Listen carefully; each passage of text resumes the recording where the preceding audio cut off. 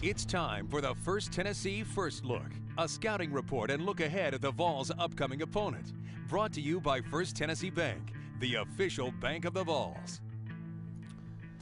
Well, Kentucky's got a new quarterback, Maxwell Smith, and they have played better since he's taken over, cut down some of the turnovers, and of course played Georgia extremely tight on Saturday until the Bulldogs pulled away at the end. But Tennessee knows traditionally anytime you go up to Lexington in November, you never know what's going to happen. Except it's probably going to be cold. I think that's the one thing you do know. Yeah. But those have been some pretty epic games lately. I mean, you talk about the overtime games, the late games.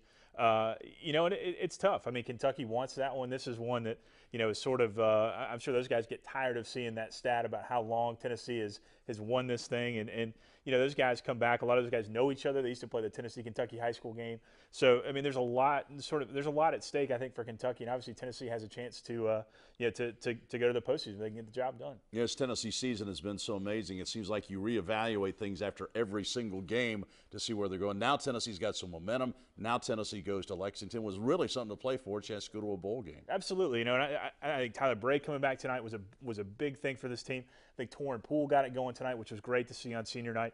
A lot of really good things happening for Tennessee, and you sort of hope that this can be a little bit of a slingshot again from this ball game tonight, the way it finished. And you go to Lexington, get it done, you go to a bowl game, and then you're right there into 2012 with some good feelings and some good vibes. Still, this game with Vanderbilt, remember, for so many mood swings.